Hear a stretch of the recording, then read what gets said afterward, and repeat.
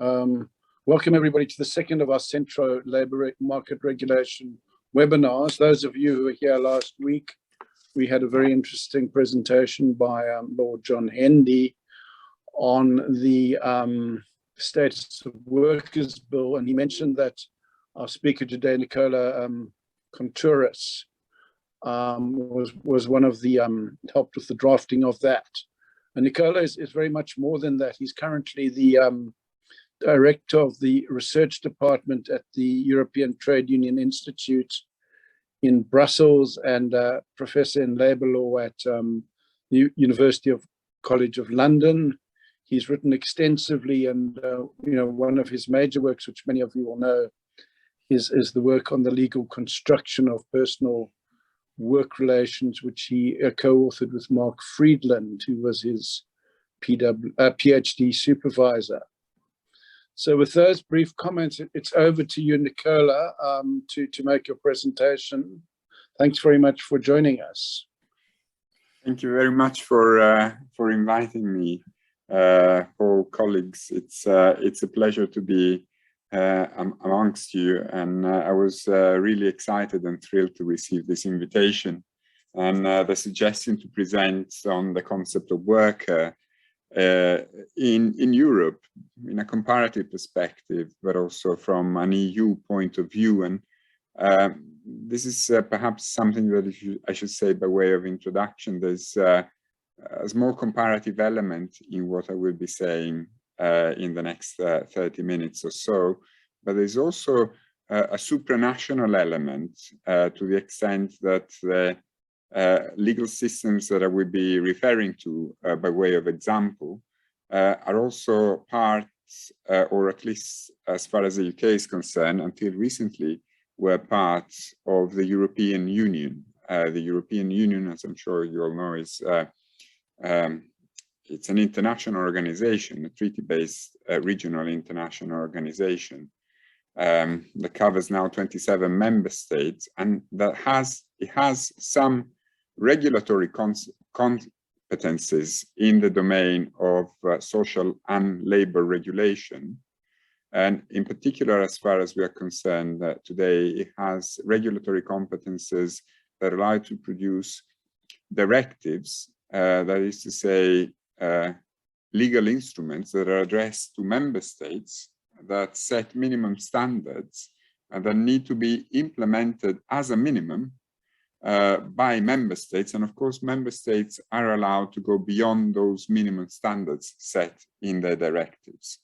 Now, having said this, having clarified this point about the fact that when I use the word European, sometimes I mean comparative European, sometimes I will be referring to EU instruments, sometimes I may be referring to Council of Europe instruments, but I will try to be clear about the concept of European, the term European I'm using in each instance. I'll share with you some slides that I prepared for today. Can I ask you, can you see them? No. Yes. Yes, excellent. Okay. So the structure of my presentation has, well, three main parts and then a conclusion. I will start by providing a short context, both a historical context and a more contemporary context, to frame the debate that we've been having in Europe for some time in terms of the personal scope of labor legislation and the definition of worker, contract of employment, and so on and so forth. Then I will briefly try to illustrate four national approaches as they are emerging in respect of this particular debate in the UK, Italy, Spain, and France, in particular by reference to some of the more recent developments that I will clarify in part one of the presentation. And then in part three, I'll move to the more supranational approaches that I think emerge quite vividly from some decisions of the European Committee of Social Rights, which is the body that is in charge of the interpretation of the European Social Charter. But also, and perhaps most importantly, from a draft directive, which was presented in December last year and is now going through the legislative pipeline of the European Union, that seeks to regulate platform work. I will also mention briefly another EU initiative, which is an initiative that oddly doesn't stem from the Directorate General of Employment at the European Commission, let's say the equivalent of a Ministry of Labour for a national executive, but stems from the Directorate General that is competent for competition law. And I think it will become apparent why, I think it might be very clear already to a South African audience, why on occasion competition authorities seem to take an interest in collective agreements, in particular collective agreements concluded by or on behalf of self-employed workers. I think there's some interesting developments emerging in that corner. I should say that these two latter initiatives, the Platform Work Directive and these draft guidelines, were presented by the European Commission on the same day, early in December 2021, and the Commission itself sees them as intimately connected. Okay, so the context of the ongoing debate now, inevitably when we talk about the personal scope of application of labor laws in 2022, we invariably end up talking about platform work. But I'm sure you know this because to a certain extent, similar debates have taken place in South Africa. This is a long-standing debate, a long-standing question, which is linked to the true perceived crisis of the contract of employment model, the concept of subordination or subordinate work in continental European systems, and the parallel emergence of non-standard work, atypical work. So to a certain extent, this is a debate that is almost 4 decades long for some countries in Europe, slightly more recent for other countries, but it's certainly not a debate that came up in the last 5 or 10 years. However, the various attempts that member states, European countries, made to address the historical problem, and you can find 3 examples of legislative attempts in the UK in the late 1990s, in Spain in 2007, in Italy in 2015 and 2016, have contributed to creating a sort of variety of approaches in EU member states in respect of how to address the crisis of the contract of employment, how to extend rights beyond the contract of employment. To give you an example, and this may all be tried knowledge, so I'll just go through it quite quickly, especially because I suspect you will have benefited from a presentation of John Hendy on the topic, and he's the authority. In 1998, the new Labour government, presided by Prime Minister Blair, introduced legislation such as the National Minimum Wage Act that established a sort of intermediate concept of worker between the idea of worker with a contract of employment and self-employed person, often referred to as the Lim B worker, to which some rights were attributed, but not all labor law rights. So for instance, national minimum wage, working time regulations were attributed to these intermediate categories of workers that, according to the House of Lords Supreme Court in the United Kingdom, are a subcategory of self-employed persons that bear some traits of employees with a contract of employment.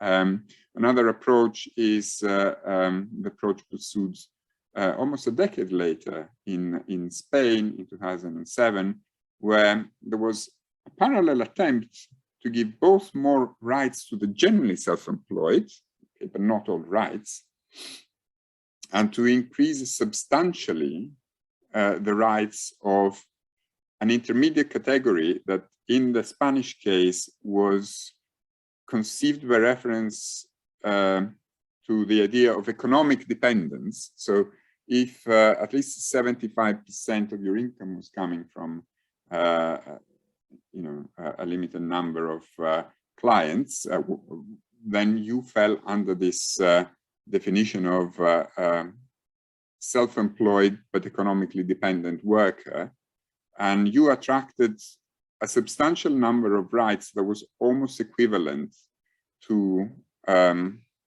the rights that employees with a contract of employment had.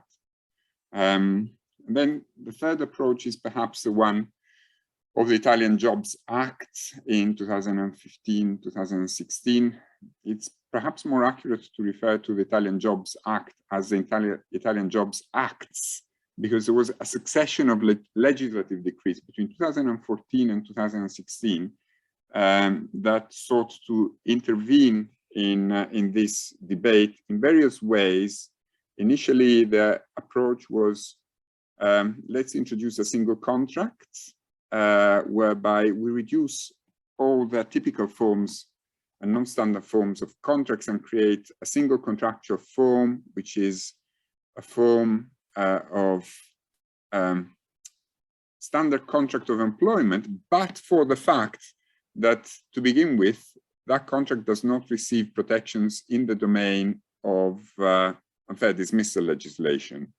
And this was the initial attempt of a government in 2014, a centrist government, to resolve the matter, except it clashed with the Constitutional Court's vision that precluding unfair dismissal protection to such a group of a large group of workers, as they were going to be, was anti-constitutional. And then successive reiterations of these job acts tried and explored alternative routes to deal with the complexity and reduce the complexity, and to a certain extent also give more rights. So, for instance, they created a sort of intermediate category of workers, and Italy has a long-standing tradition of exploring this tertium genus, this intermediate category of workers between employment and self-employment, by reference to the idea of personal work and also hetero-organization. That is to say, not quite control on the part of the employer, because if you provide personal work and you're under the control of your employer, then you're a subordinate worker in Italian law, under Italian law. But the idea of hetero-organization is that somebody else, in effect, organizes, perhaps bureaucratically, perhaps indirectly, the way in which your work is provided. And this bunch of hetero-organized personal workers were granted the same status and the same protections of employees with a contract of employment, while not being employees with a contract of employment by way of lacking proper subordination. So there were several attempts to deal with the complexity that was already emerging in the analog world, the pre-digital world, and they led to somewhat different approaches. I think one approach was to give more rights to the self-employed or certain categories of the self-employed. They had completely mixed results, I think. In Spain, it never took off. Employers never concluded, this kind of contracts with workers, and they would rather either treat them as employees or self-employed. In the United Kingdom, I think it was extremely problematic and dubious in terms of the long-term implications of the LIMBY worker definition introduced with the National Minimum Wage Act and the Working Time Regulations the following year, because it actually contributed to adding to the existing complexity that the system already had, and just provided an additional opportunity for employers to confuse judges, to confuse workers. And I think the Italian Jobs Act, I think, in spite of the fact that it was embedded into a system that already had, since the 1970s, a sort of intermediate category of work, also generated some additional complexity. And instead of, I think this is already a complex problem, and as far as I'm concerned, regulatory experiments that tend to add to this complexity are rarely successful. And I think the whole debate was starting to run out of steam. There was almost sort of acceptance that this was an intractable problem, that this is just how legal systems, will revert to the pattern in order to try and deal with these questions, but they're almost intractable. Not very many new ideas coming from Parliament. Scholars were doing their own thing in the meantime, but it's fair to say that the debate was losing steam. There were fewer and fewer people interested, even in academia, with this vexed question. And then something happens about a decade ago, and more markedly in the last 5 or 6 years. There is this emergence of on-demand, and in particular, on-demand work mediated through digital platforms.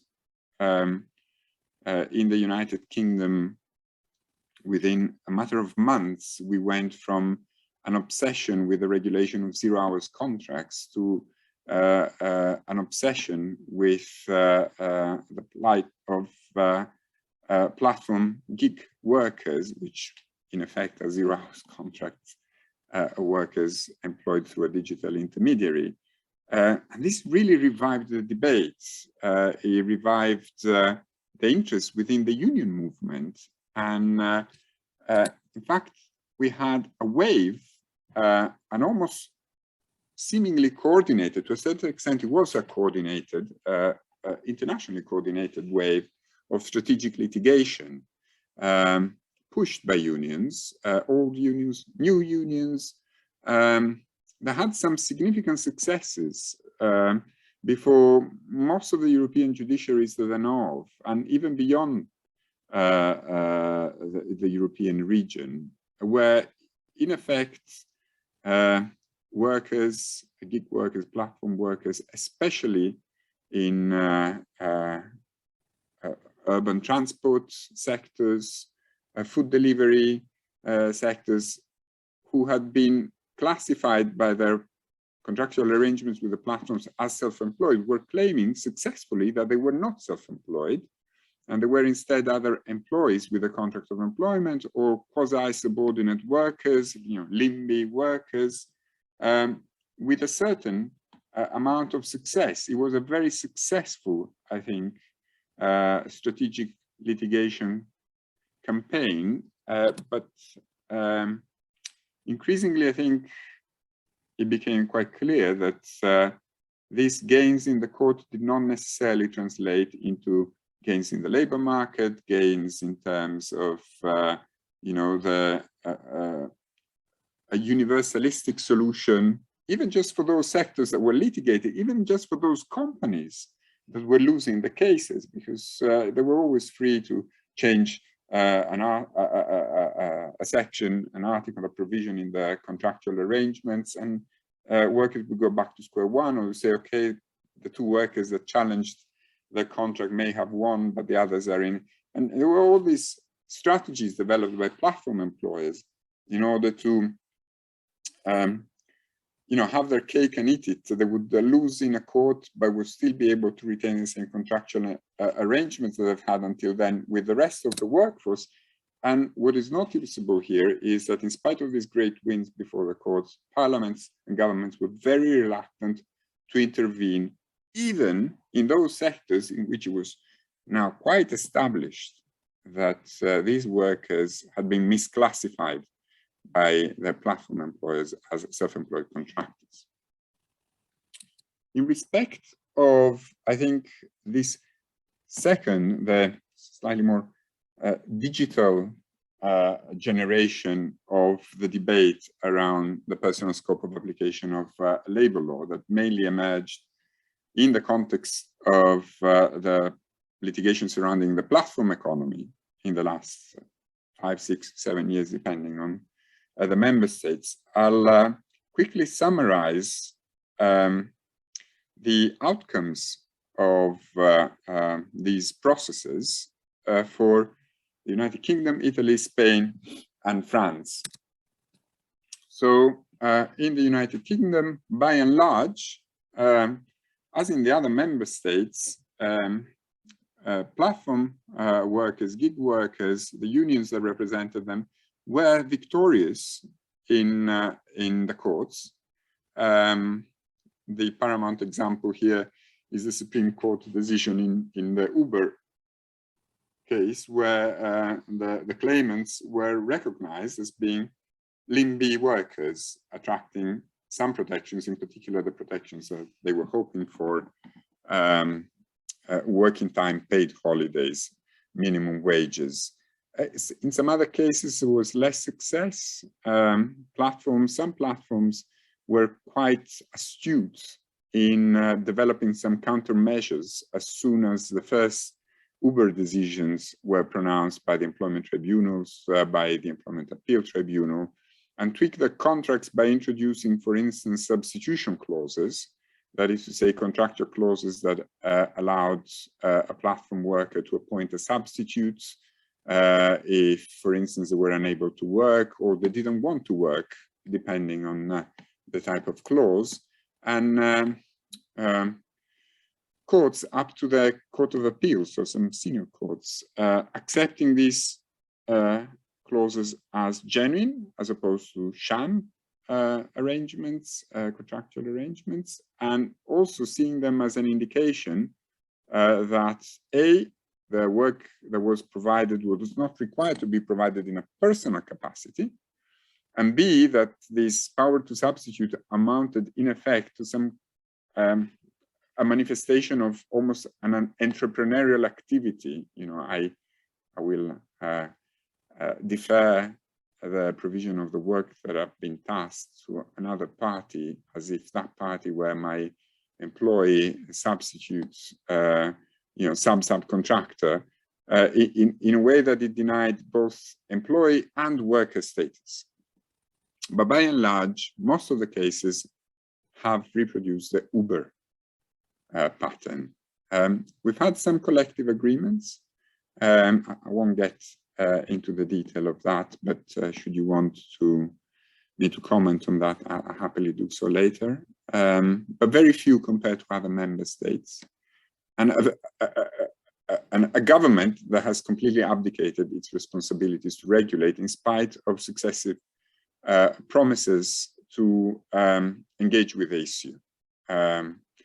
You might have had the chance to read about the Queen's speech yesterday in the House of Parliament, and again, the long-standing promise to deliver an employment bill, partly to do with these matters, was not fulfilled.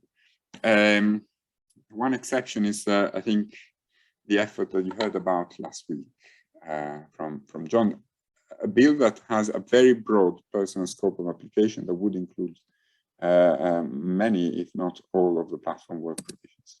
In Italy, we've also had victory in the courts, including in the Supreme Court. Here, there wasn't a recognition in the top cases, but in some other cases, there was also recognition of full employment status. Here, we had a situation where workers were considered to be hetero-organized workers, but with all the rights that apply to the employees because of the Jobs Act of 2016. We've also had a law that seeks to facilitate the conclusion of collective agreements for self-employed workers working through platforms, as long as they provide continuous and predominantly personal work. And I think partly because of this law, though there were earlier collective agreements as well, in Italy, collective bargaining in the sector of, in particular, platform workers in the delivery industry, urban transport, food delivery, is thriving. We have no less than 19 collective agreements. But again, no comprehensive intervention on the part of Parliament or government other than the law of 2019. Spain and France, I would say, full victory in the courts.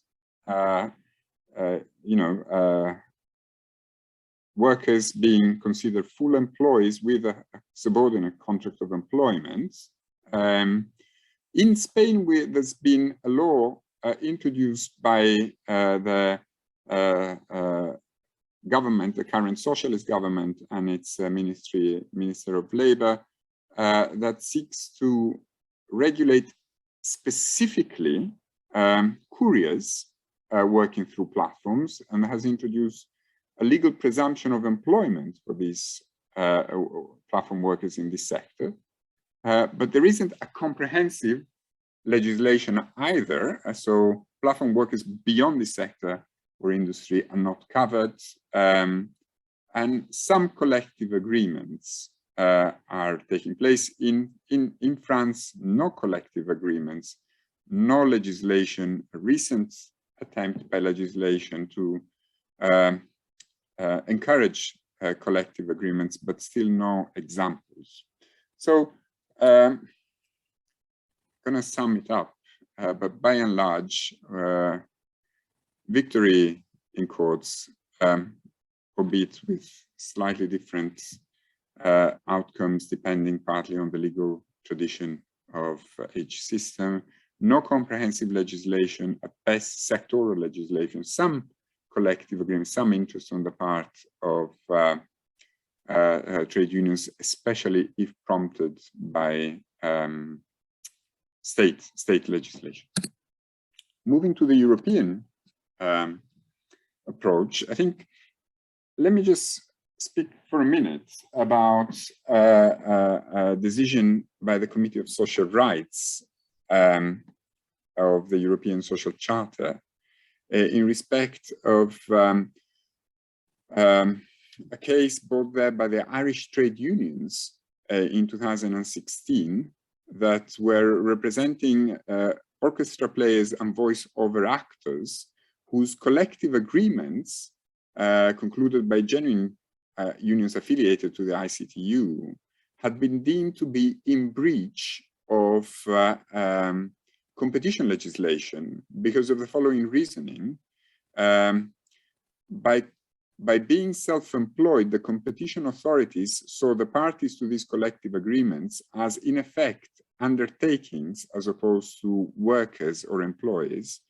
And that resulted in the collective agreement, instead of being, according to the competition authorities, and possibly prompted by, in fact, certainly prompted by the EU competition legislation in this area, they were viewing these collective agreements as a price-fixing cartel between undertakings, as opposed to a collective agreements for the regulation of wages and terms and conditions between workers, including self-employed workers. And eventually, a case was brought before the Committee for Social Rights in Strasbourg. John Hendy was representing the unions, and it was an unmitigated victory, with the committee saying that under Article 6.2 of the Charter, and in line with ILO, the ILO interpretation, CFA interpretation in particular, Convention 87 and 98, even the self-employed have a right to bargain collectively. In the EU, the story is a bit more complex. We have, I think, around 40 EU labor law directives produced by the EU since the 1970s.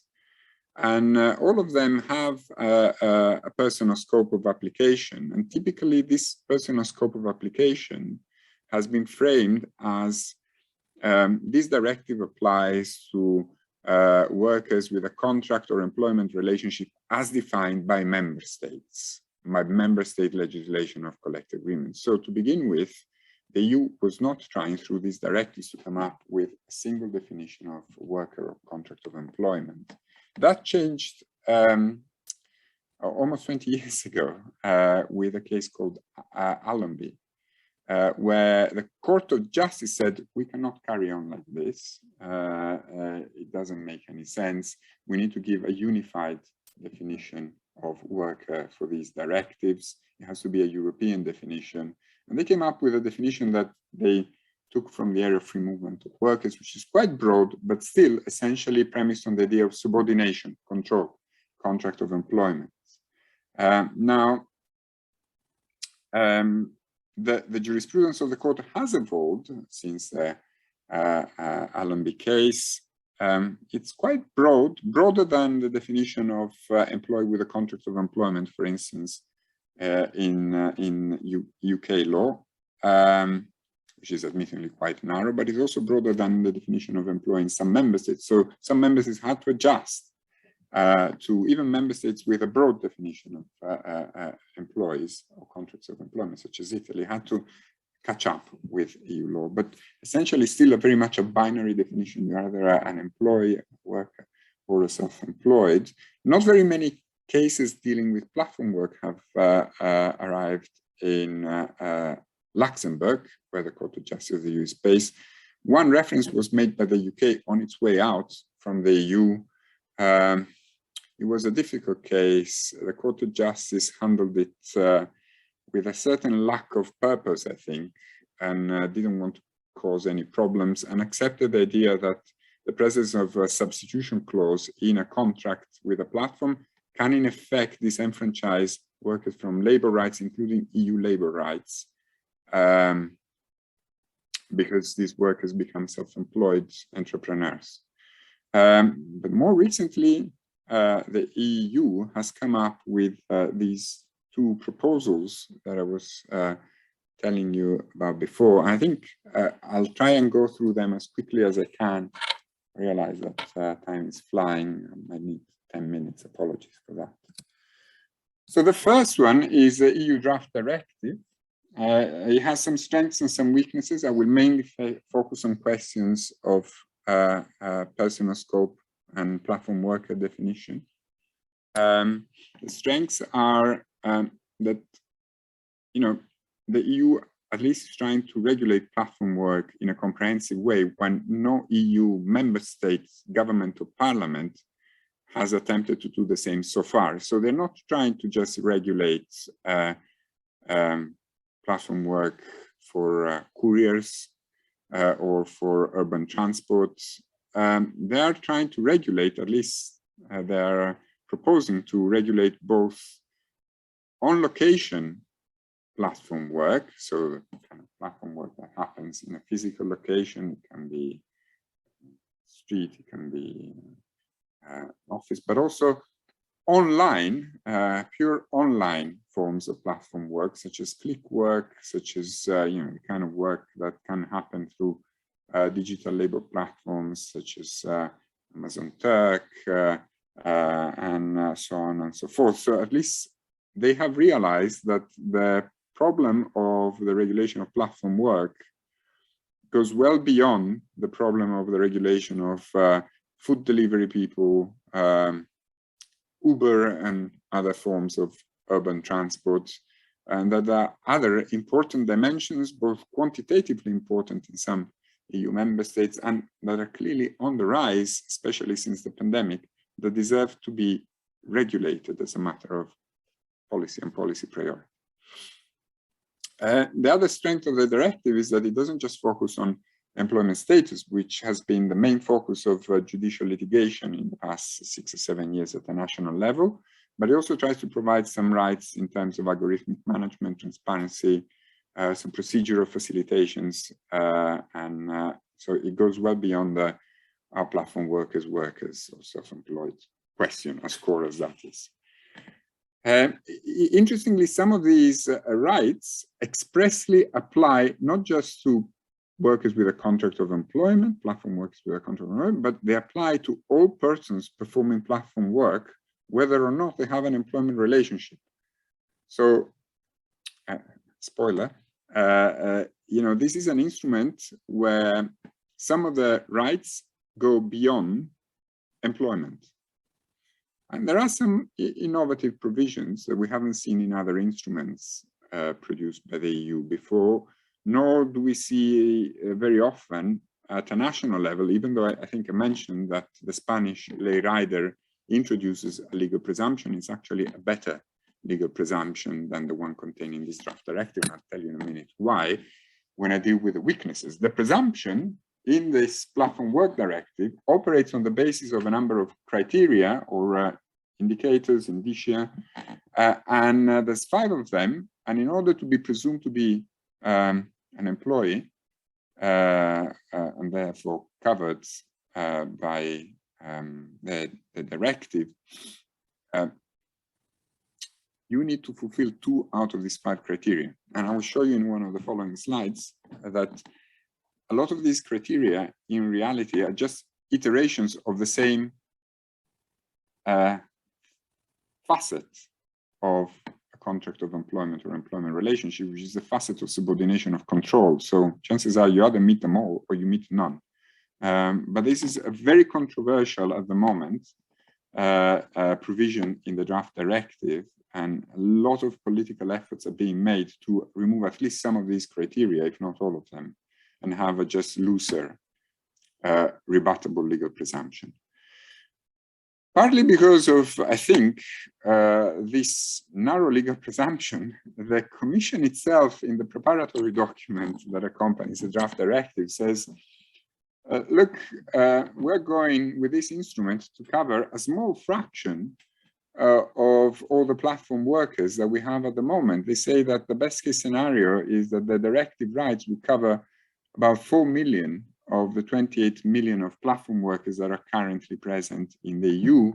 And they're also saying that this number of 28 is going to almost double to 45 by 2025. So steep rise in the number of platform workers. And, you know, in spite of some nice technicalities in the scope of application of the directive that I'll mention in a minute, and in spite of the fact that some of the rights seem to apply also to platforms that perform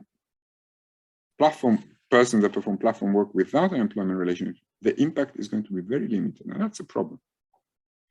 Some other, I think, provisions that have attracted criticism that don't deal with personal scope issues. I think one is the list of prohibited uses of data extracted by the digital platforms and the algorithm in the platform. I think it's really the missions that have bothered us, that are bothering us a lot here. There's no serious attempt to engage with the issue of working time, with jurisdictional conflict questions. What if the platform work in the online platform economy is provided from a non-EU member state, which is increasingly the case. And I think it doesn't say quite clearly something that happens in some member states. For instance, Luxembourg, Italy, prohibits some forms of platform work. You don't find Uber in Luxembourg, nor do you find it in the streets of Rome or Athens. Okay, so, and the fear is that here there will be a quid pro quo. We give some rights to platform workers, but you will have to liberalize platform work across the EU member states. Let me show you some, what I think are the 2 most interesting provisions in the directive for the purpose of the conversation that we're having today. The first one is Article 1 of the draft directive and the definition of worker to which the directive as a whole is supposed to apply. So paragraph 1 of Article 1 says that the objective and the purpose of the directive is to improve the working conditions of person performing platform work. So it's an unqualified definition. Every person that performs platform work is covered by Article A1 of the directive that sets out the objective, the purpose. But then you have, I think this is the really, the slogan, but then if you look at the nitty-gritty detail contained in Article 1.2, you see that the directive finesses this approach by saying some rights do indeed apply to every person that performs work, even if they don't have a contract of employment or employment relationship. Okay. And this is the algorithmic management rights I was telling about before, and that's the third bullet point, the second part of Article 1.2. But the bulk of the rights, including the legal presumption rights, apply to, sure. So every person that performs platform work, and this is the novelty of this instrument, but then, and excuse me for the color scheme, but I'll explain in a moment. The directive speaks about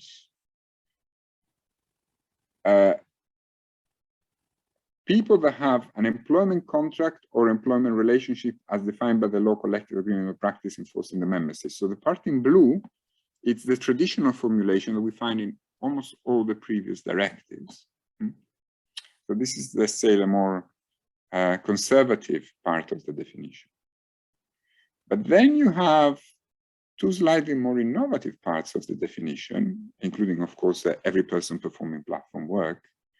You have the part in yellow that says, with consideration to the case law of the Court of Justice. So it almost suggests to the Court of Justice, this is an area that you can expand. This is a part of the directive, you can expand. And the Court of Justice has been doing it even without being prompted to do so by an instrument in recent years.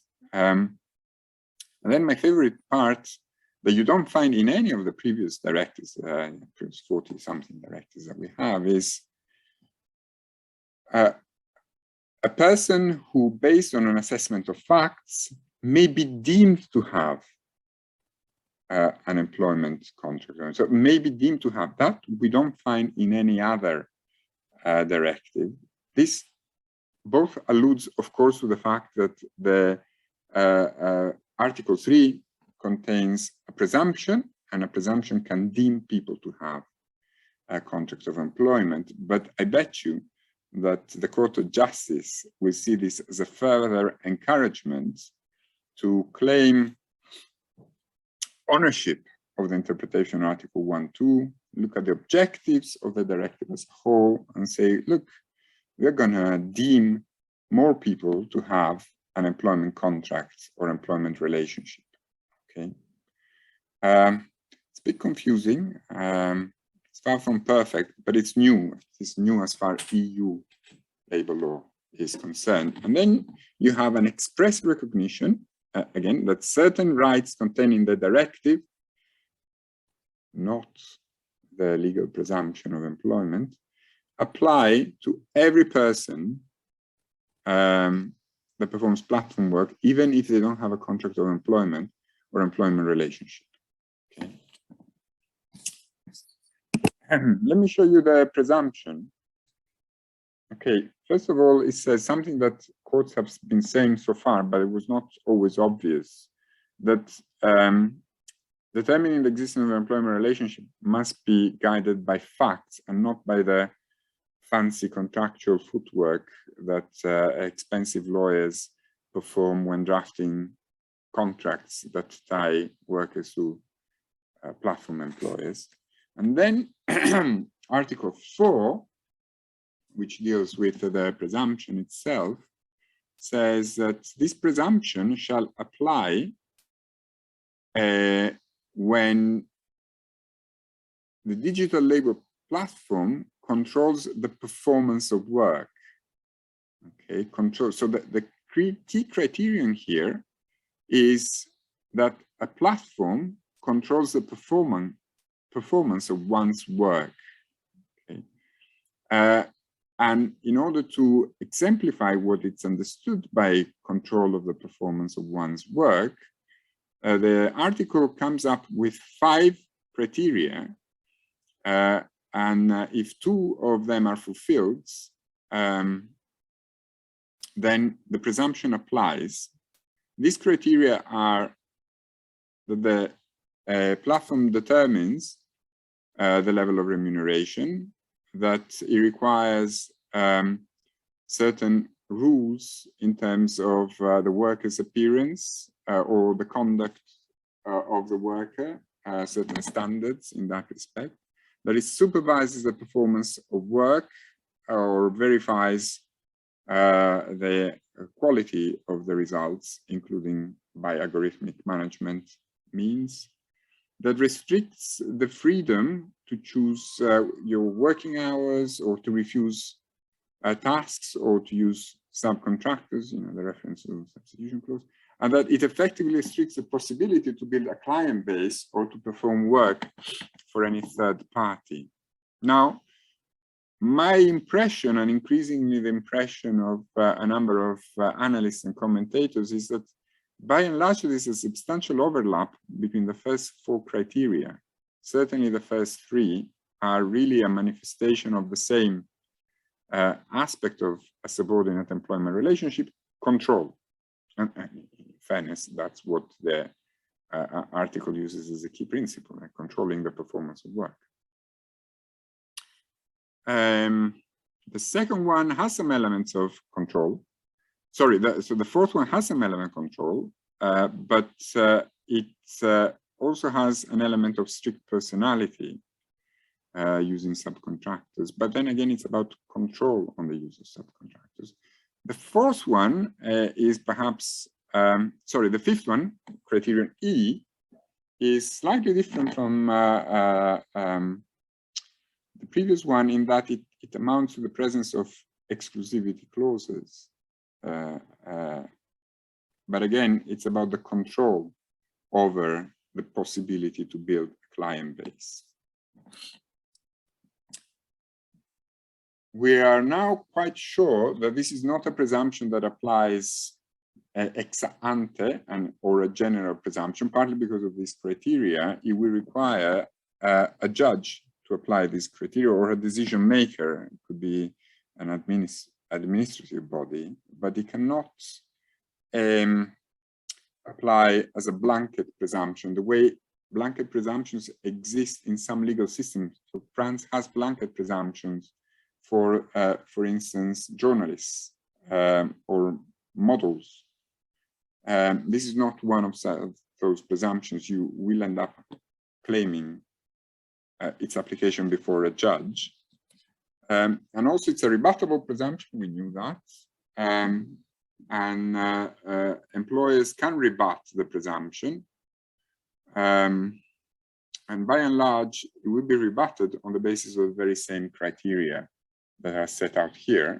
Though I told you that at the moment, the European Employment, the European Economic and Social Committee, the Parliament, and of course the European Trade Union Confederation, in the building where I work, are trying to resist the current formulation of the presumption. They would like all, or at least some, of these criteria removed, and only for the first part to stay, the first paragraph to stay, and perhaps also not focus so much on control of the performance, but focus on something more akin to an integration test.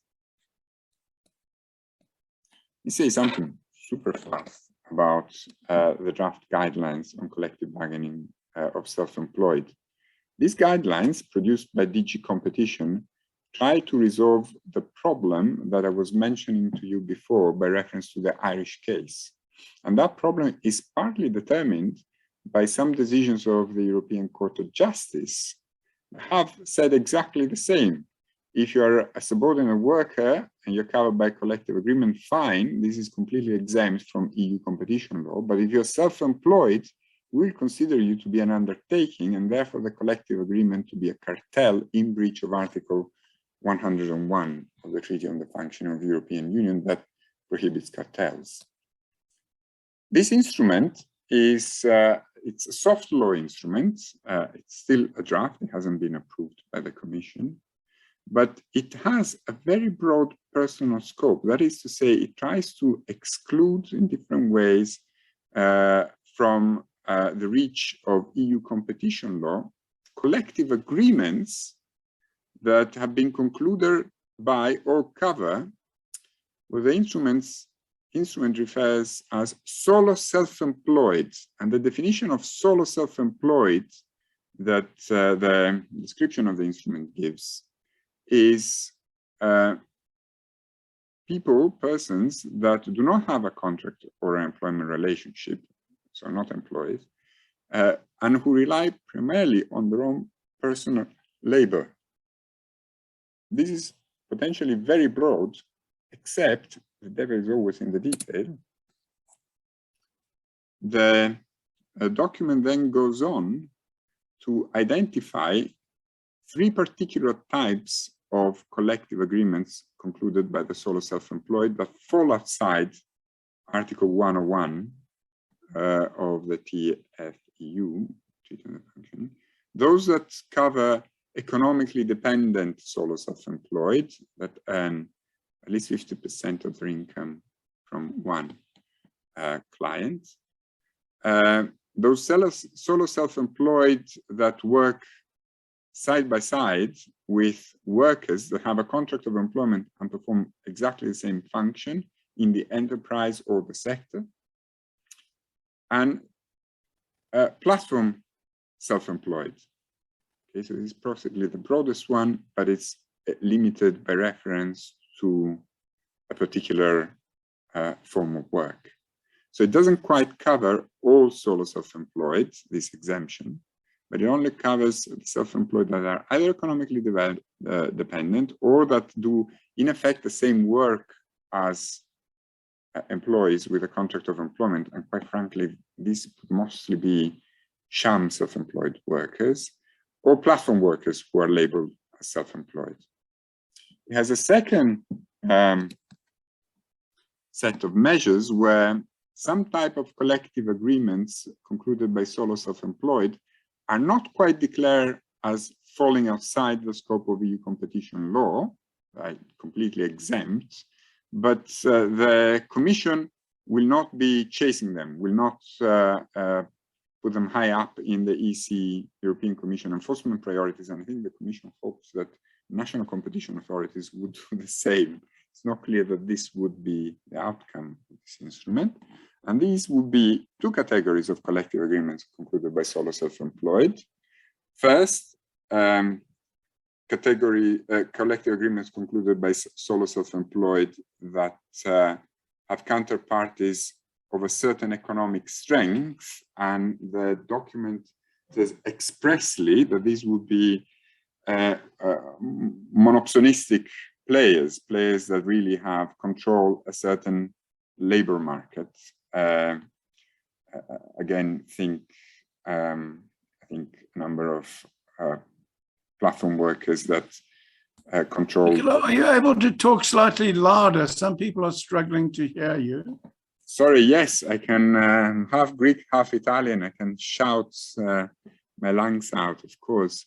So it says that collective agreements concluded by solo self-employed with businesses that have a dominant position in a certain labor market or are fairly big enough to have a turnover of 2 million euros per year or more than 10 staff, so big but not too big, should not be an enforcement priority for the European Commission.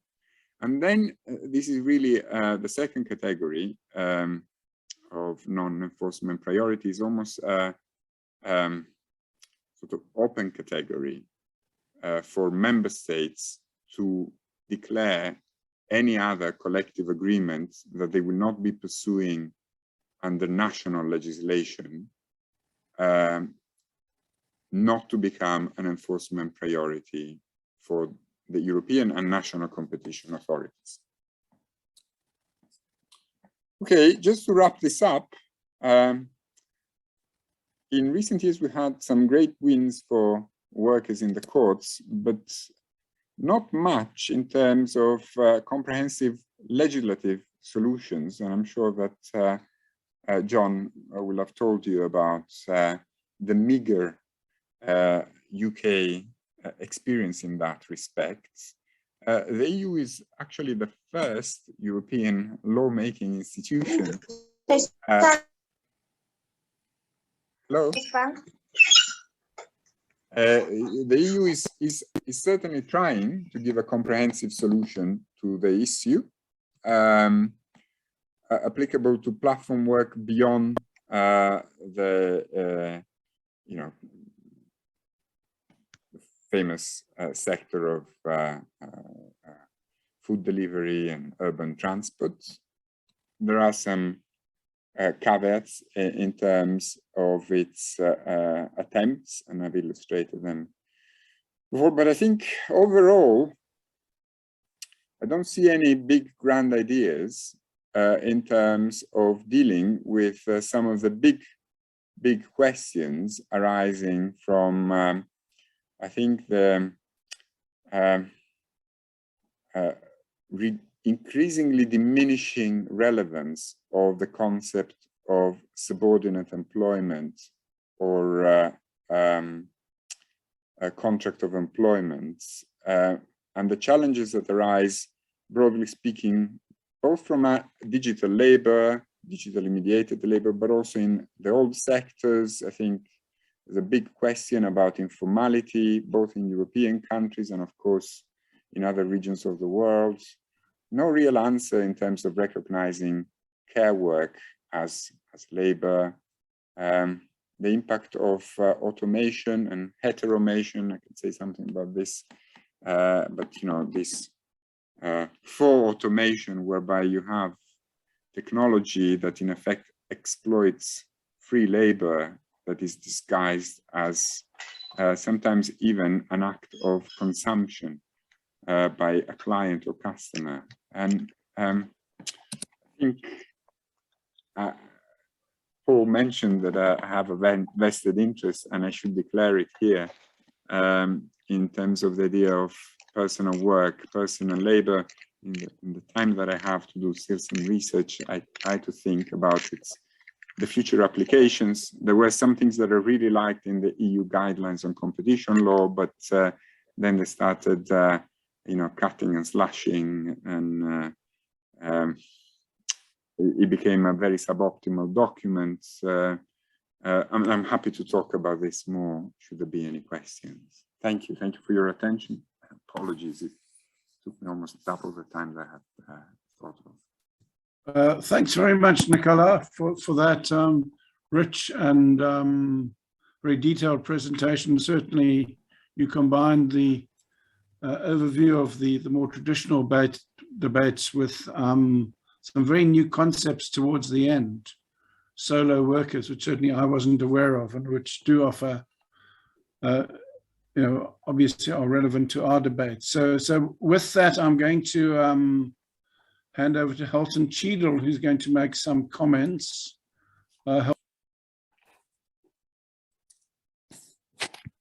Okay. Nicola, thanks very much for that.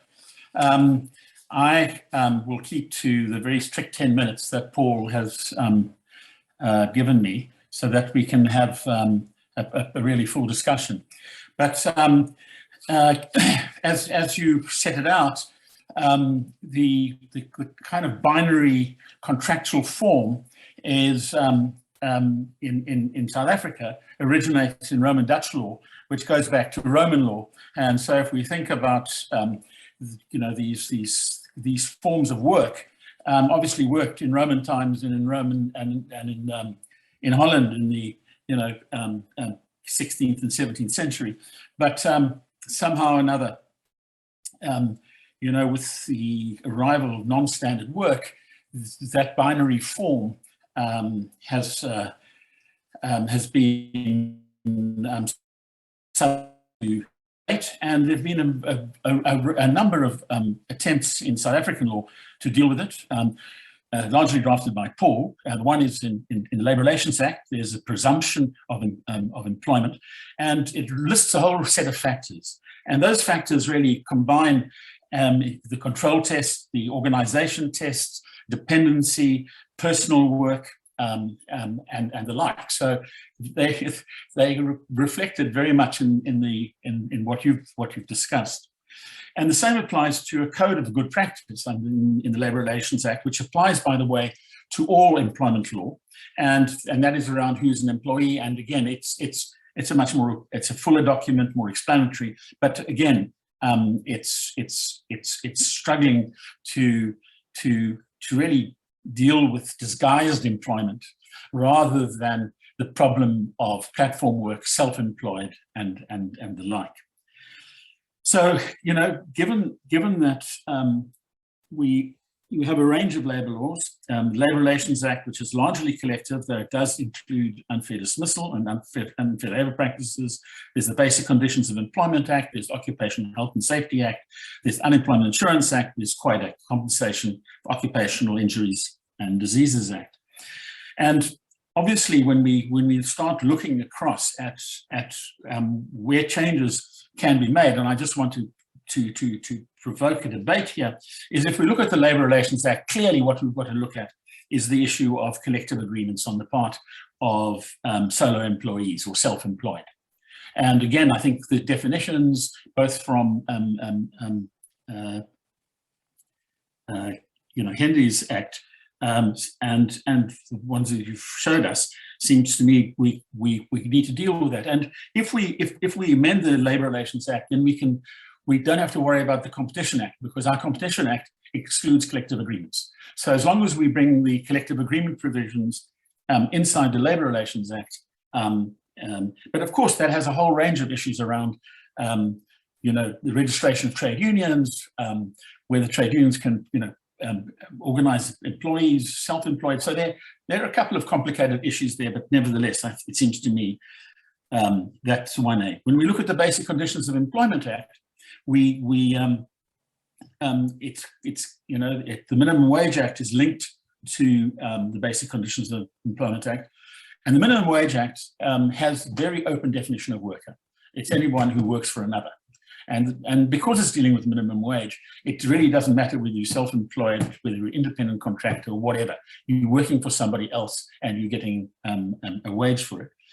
But it's limited only to minimum wages, whereas clearly there are other rights that should logically apply, and hours of work would be one. In occupational health and safety, we don't have to make any changes because, quite frankly, it applies to anyone who works in a workplace. And the workplace would be a domestic environment, a factory, whatever. Unemployment insurance, it seems to me really that there's a lot of work that could be done in relation to the Unemployment Insurance Act, and the same to do with compensation of occupational injuries and diseases act.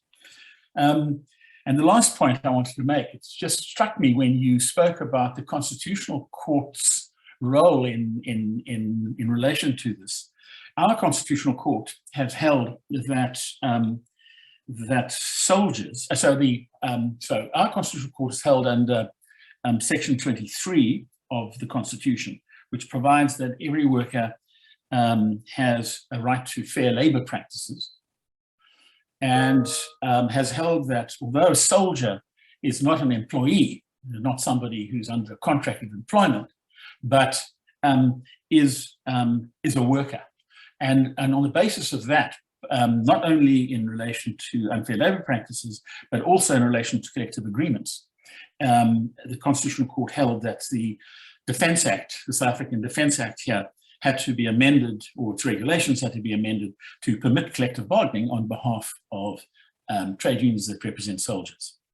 And that's completely outside of the Labour Relations Act. And it seems to me, based on that case, it seems to me that there is we have not just the possibility of constitutional litigation, but we have a very strong constitutional argument for expanding the range of protections for platform workers and self-employed and the like.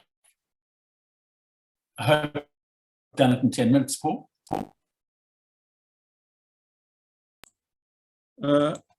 Thanks very much, Halton.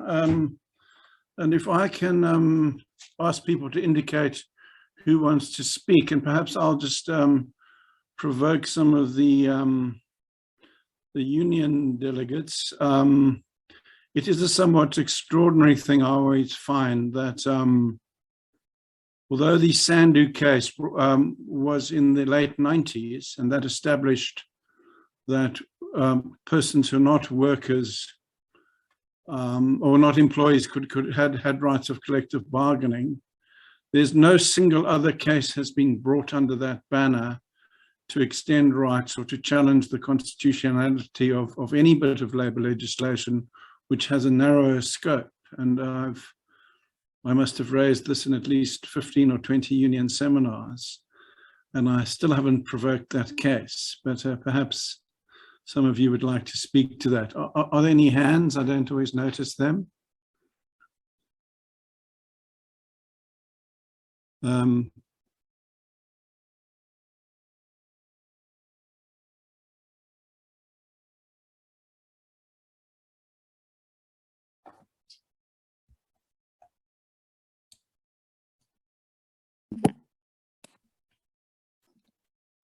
Could I just quickly react? Nicola, would you like to respond to Halton? I'm sure some.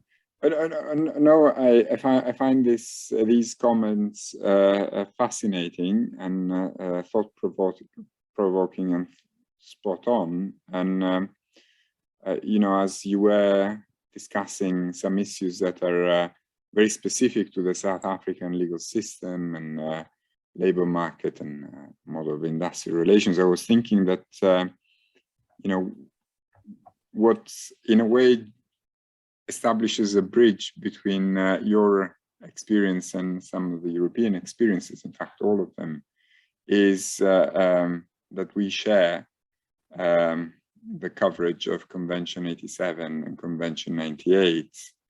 And again, I don't think it is a coincidence that this has become, especially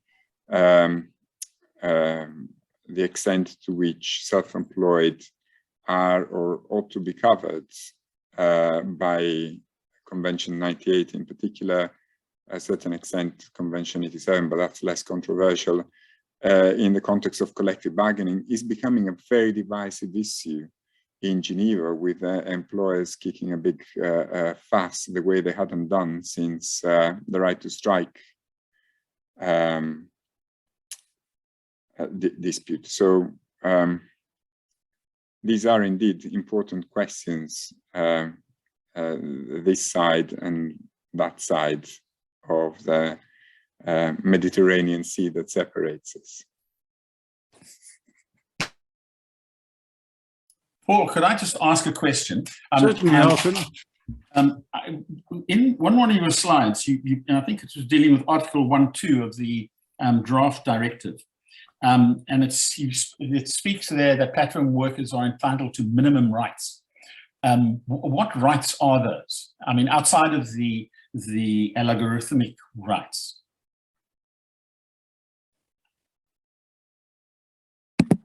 Thanks.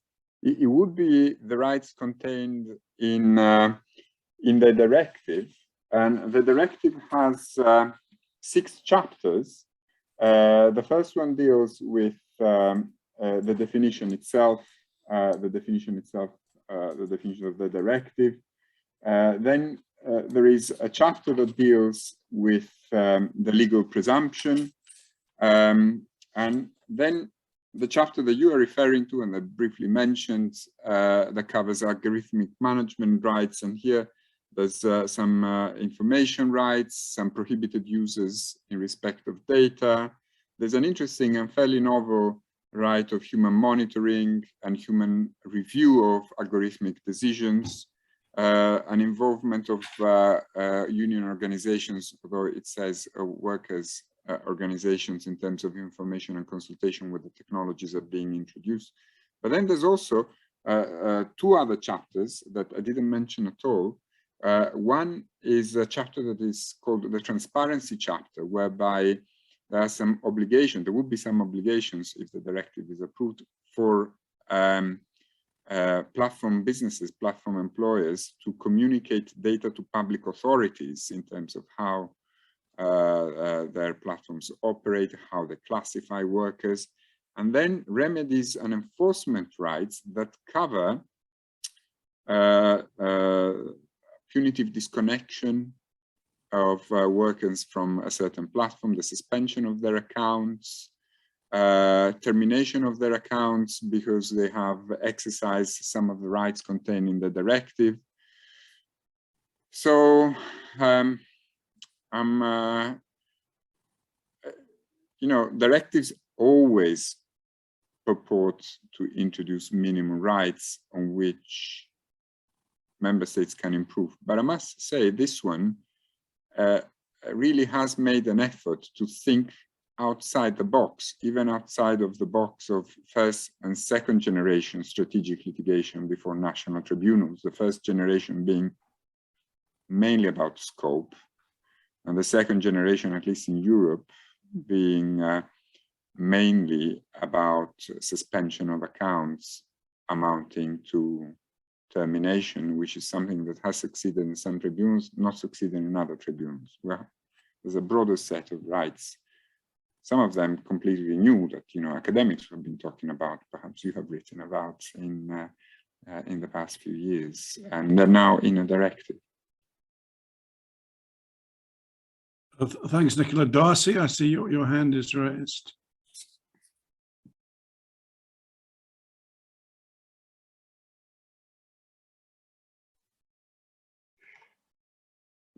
Sorry, I was muted.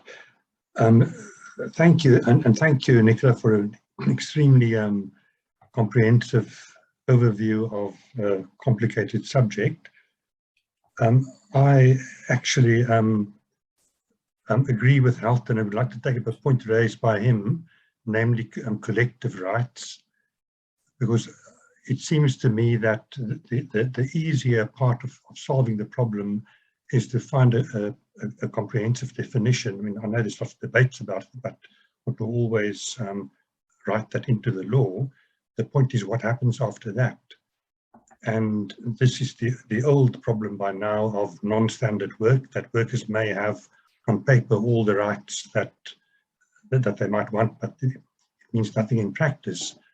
In South Africa, the example of domestic workers who were given complete protection of all employment laws as of now, but in practice they are in many ways in the same position as they were when they had no rights. And I think one big factor in that is the absence of effective collective rights, because without the ability to organize and monitor things, workers are in a very poor position in the workplace if the employer or the platform or whoever chooses not to abide by the law. And so in that connection, I would just like to raise two questions concerning what are to me two interesting European countries in this connection, namely Italy and Spain, where in Italy it seems that there have been extensive collective bargaining on behalf of workers like domestic workers and so on. Am I correct in thinking that Italy is quite advanced when it comes to the extent of collective coverage? And if so, why is that? And is there a distinction? Because also in Denmark and other countries, there are collective agreements covering platform workers who may or may not be employees. Is there a distinction between collective agreements on behalf of workers who are not themselves eligible to be employees, or as opposed to those workers themselves entering into collective agreements and thereby potentially breaching competition law? And a similar question in relation to Spain, the I forget what it's called now, the Law 20 of 2007, which provides for professional interest agreements on behalf of classified self-employed workers. And I'm just interested to understand a bit more about the framework in which that has been cast, given that this is long preceding any European relaxation of competition law, it seems that the law itself stipulates that it denies moving collective bargaining to this area, distinguishes between collective bargaining and what they call an agreement that transcends the mere individual contract with limited personal effectiveness, because it's limited to the workers who sign the agreement and who expressly accept its terms.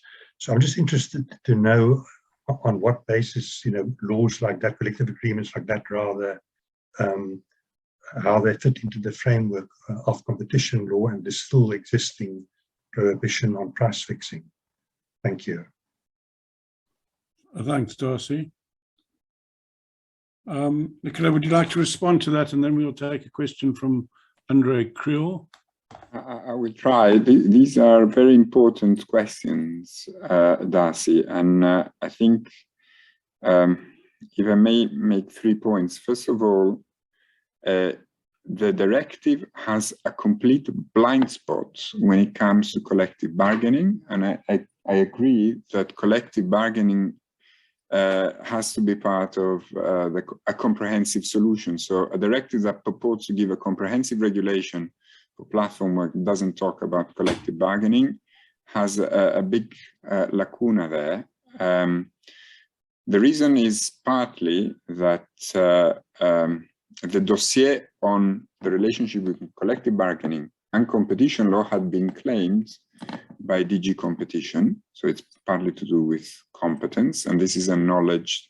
But I think that's not enough, because we know from countries like Italy and Spain that not only collective bargaining and only collective bargaining can provide a comprehensive solution to these forms of labor, but also that it's very, very difficult to agree at what is the optimal level for this collective bargaining to take place.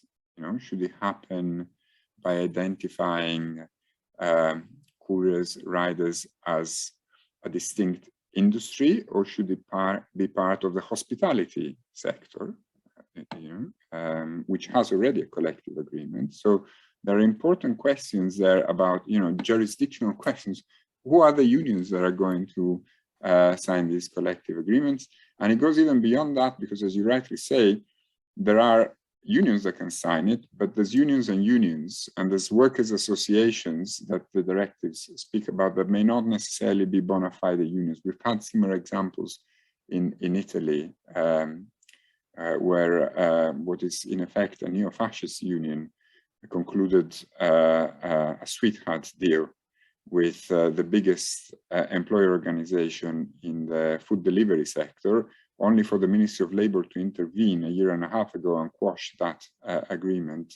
And there are similar complications in a number of other legal and industrial relations systems.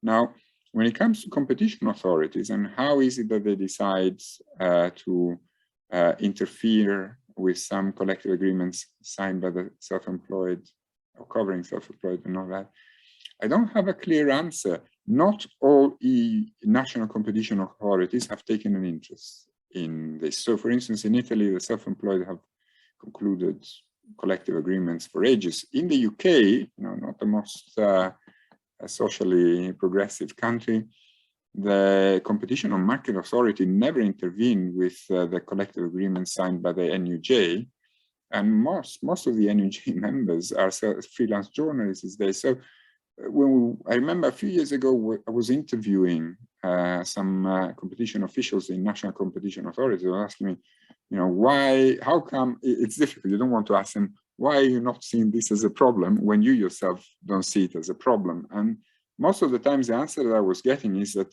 look, we have so many other bigger problems that this is not an enforcement priority for us. And this is partly, I think, what the Commission is trying to suggest in the second type of approach of the guidelines. This is not necessarily legal from a competition law point of view, but it's not our enforcement priority. There are some smaller states, I think, no offense, the Netherlands, Ireland, Norway, Denmark, they have taken, I think, a greater interest in this kind of collective agreements, perhaps because they don't have the big monopolies that Italy, the UK, France, and Germany have to deal with on a daily basis and try and break in all sorts of sectors and industries. So maybe that is a possible explanation, but I can't speak, there isn't a single, I think, clear answer. Now, the late 2007 and the fact, who can bargain on behalf of the self-employed, this is a big issue and a big terrain of contestation between the unions, public authorities, including the Commission, and employers. And clearly the unions want to retain a monopolistic position when it's down to signing collective agreements for self-employed workers, even when they don't represent these workers in certain countries and in certain sectors, and the result could be there's going to be no agreement. And clearly, public authorities, the Commission, some members are happy to see us, any kind of workers' organization, not necessarily the definition that we have in mind, knowing the jurisprudence of the CFA, should be able to sign collective agreements on behalf of the self-employed, even at the risk of introducing competition between different collective agreements. And imagine what would happen if anyone was allowed to sign a collective agreement on behalf of click workers, which are very difficult to reach and unionize in the pure online platform economy. So I think that's quite controversial. ETUC has a policy of, not accepting any formulation in any directive that gives the right to bargain collectively to workers' organizations, workers' representatives. They just want the word trade unions to be spelled there out loud and clearly. I don't know if these at least engage with the questions you've asked. I don't know specifically how many collective agreements for the self-employed were concluded under the late 2007. I just checked the number of collective agreements concluded for the platform economy that includes some self-employed people in Spain. All right, thanks very much for that, Nicola. Andre Krill. Thank you, Paul. Thank you, Professor Nicola. I think that's the name. I'm going to switch off my camera again, Paul, because I've got some bandwidth problems. Okay. What is a bit of a strange concept, I think, for us is this issue of what you referred to earlier as solo self-employment. Now, it may be just a wording difference, but certainly it's never come up in our engagements or in any of the sort of employment law concepts that we discuss and that we certainly know as trade unionists here in South Africa. So I wondered if you could firstly just give us some more practical examples of what would constitute such employment, but what would constitute such employment. But more importantly, I find it strange that for what is referred to as the solo self-employed, there could be such a thing as collective bargaining. Because would it not just be simply equivalent to a single normal employment contract, which is different to a collective agreement? In our understanding, which I know it might be new things, but collective agreements would, by definition, imply negotiating for and on behalf of more than one person, okay, which I don't know whether the self-employed, solo self-employed that you refer to fall in that kind of category. Or is it that let's call it a trade union or an employees organization, negotiate a collective agreement which covers broadly just the let's call it the job category of what is referred to as self-employed. But I think the point I want to bring across is, to put it quite simply, I've never heard of such a concept until today. Thank you.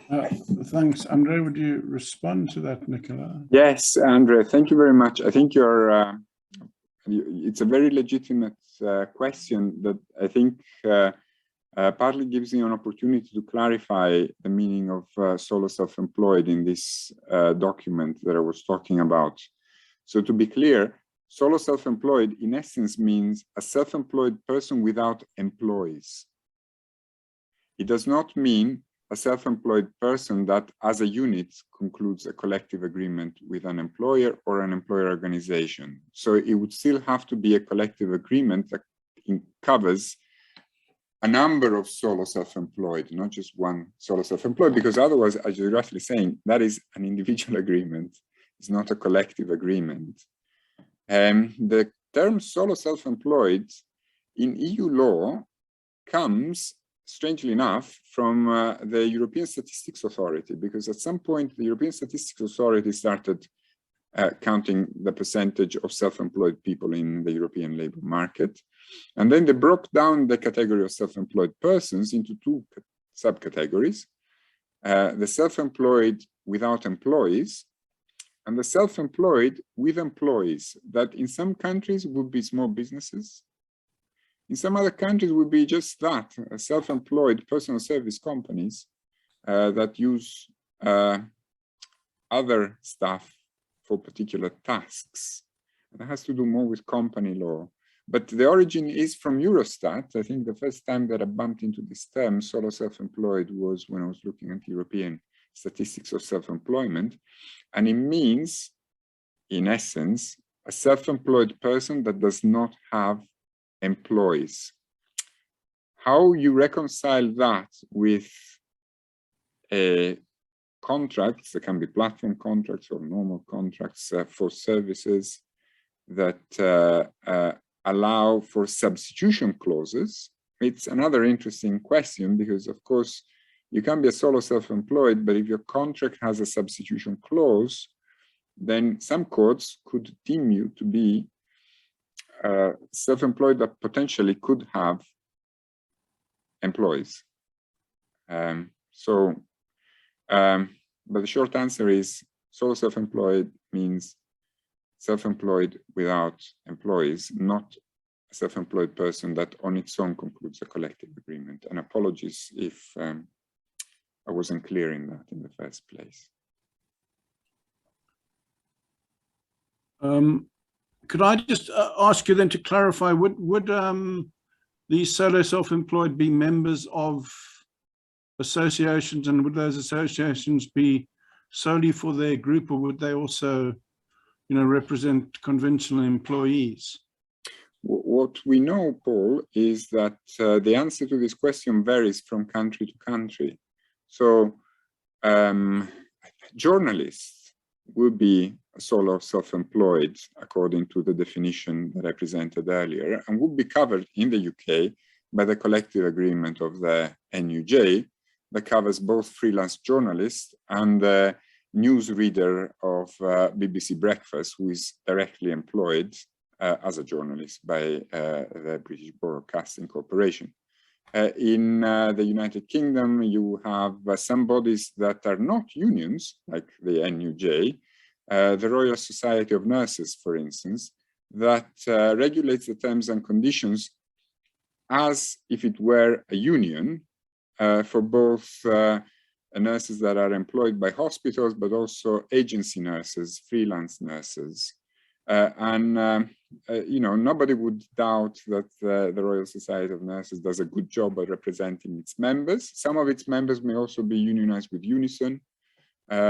Some may have exclusive affiliation to what is a representative body, a bona fide representative body that is, however, not a union. It's, I think, reincarnation of you know, traditional professional guilds from the Dutch times, the case of South Africa. And then you have some much more dubious associations that try to organize or pretend to represent click workers that have no history, these are also new jobs, and that are presumably probably under the influence of big platforms such as Amazon Turk and so on and so forth. So this really varies from country to country, from sector to sector. Thanks. Halton, your hand is raised. I just thought to respond to Andre. I think the concept of solo self-employment is really to identify those workers, and I think we've journalists, for example, some are employed by the newspaper, some are freelance and self-employed.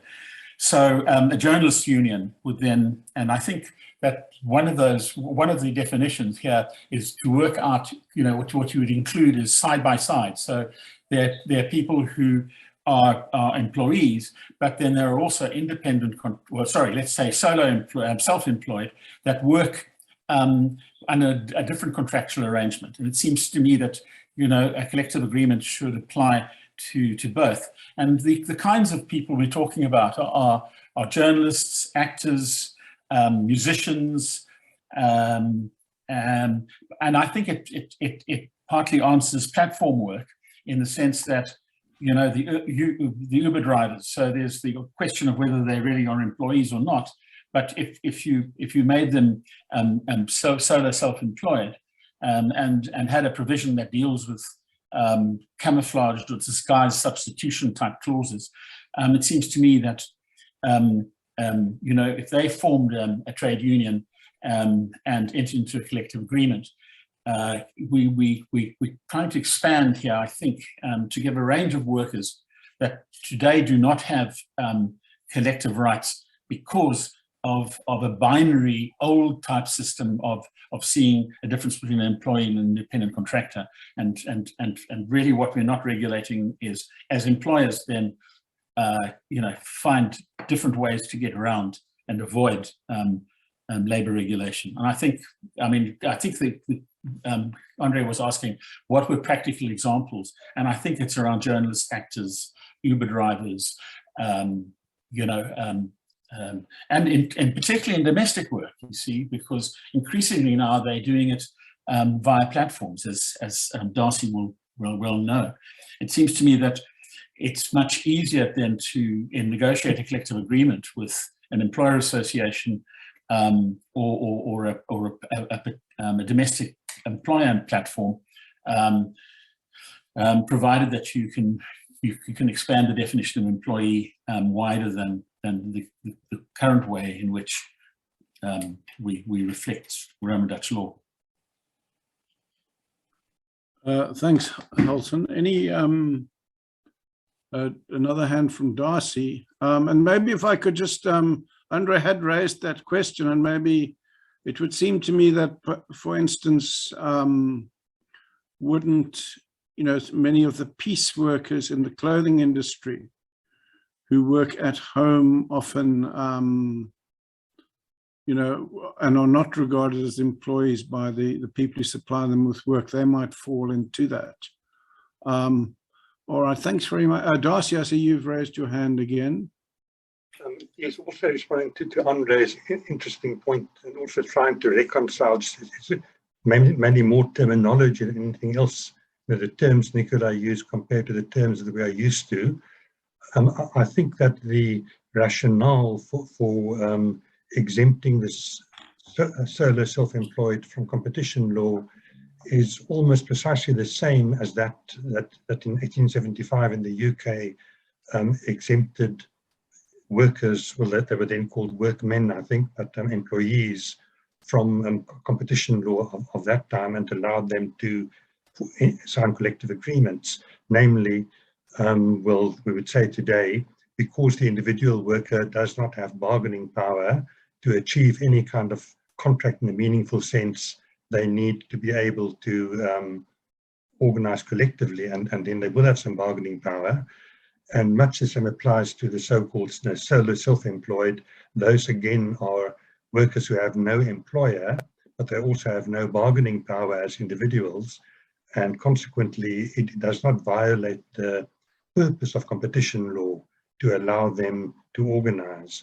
But in terms of terminology, perhaps others can correct me on this, but I would say that we would use the term independent contractor for that legal category, but we're not talking about a particular kind of independent contractor, namely those who are not conducting a business of their own and are simply individuals with nothing but their labor power to sell. That's exactly that, Darcy, and I think this is also something that you would have seen reflected in John Hendy's worker status bill. Okay, Abida, do you want to come into the debate?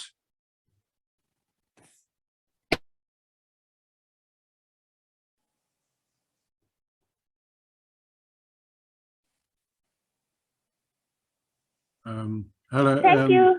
Sorry. I just needed a clarity also. Would agency work in our context also fall under this, where people are contract workers, they go via an agency and then they would sign a contract and then would be placed in a different company, but then at the end of the day, that company then say, no, but we're not actually liable for you, you are part of an agency. Would that also fall under this bracket?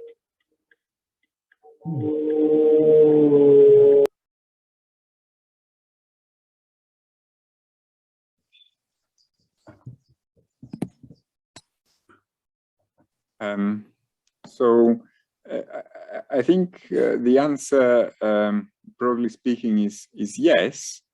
An agency worker would be deemed to be a person that provides their labor in a mainly personal capacity, which is the definition of a solo self-employed worker.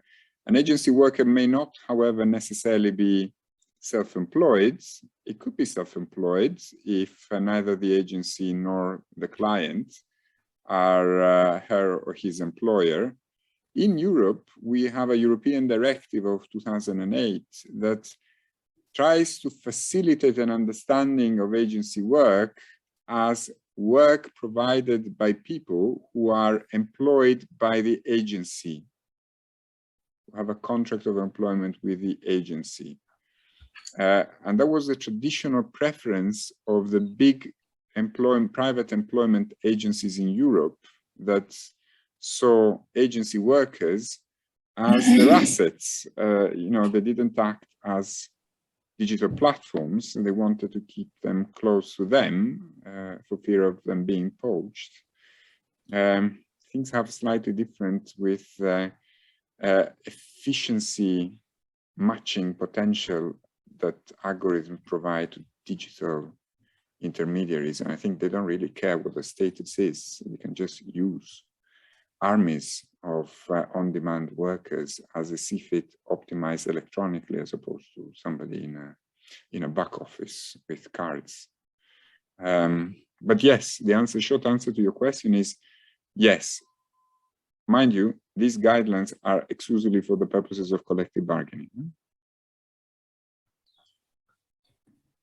Thanks. Anybody else want to join in the debate? We do have a few minutes left.